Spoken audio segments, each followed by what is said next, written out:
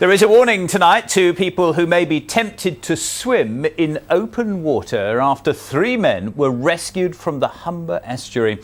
One of the men was found clinging to a buoy at South Ferriby, while 2 others had struggled to safety on the bank. Crispin Rolfe has this report. Training for an emergency. Yesterday they dealt with the real thing.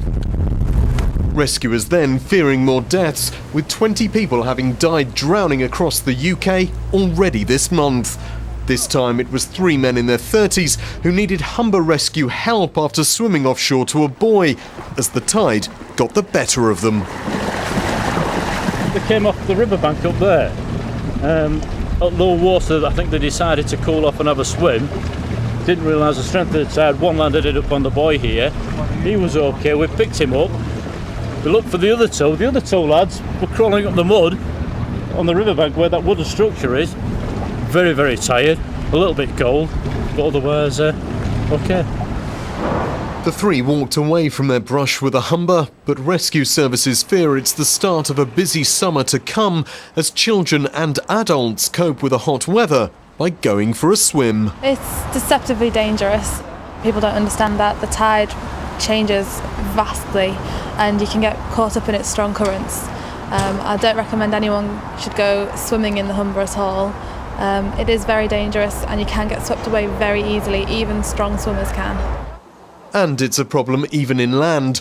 2 men died swimming here at Norfolk's Borsey Pits near King's Lynn last week, despite warnings about the danger of deep water. Now the authorities say swimmers must think twice before leaving the safety of shorelines like the Humber.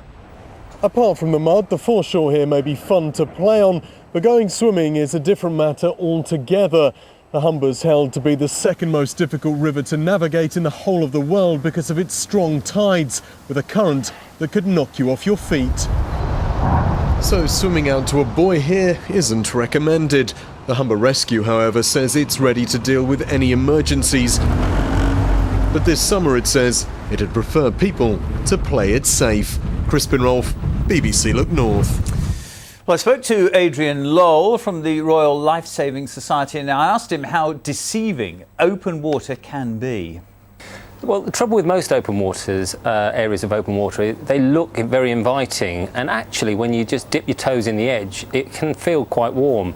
But the reality is, as you get out into the deeper water, they can quickly get very cold, and people who are very confident swimmers in swimming pools can quickly get into real trouble.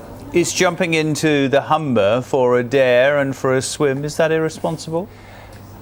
Look, river swimming itself is extremely dangerous. Rivers, by their very nature, are dynamic, especially when you're looking at estuaries, because the conditions change by the second, and what 1 second it looks very safe can suddenly become, be affected by a range of currents, and all sorts of things can start to go wrong. So you would have to be very, very confident in your ability to know what to do in those circumstances. We've seen 20 people drown in just a month. Mercifully, it wasn't 23 after what's happened in the Humber. I mean, what is actually going wrong at the moment?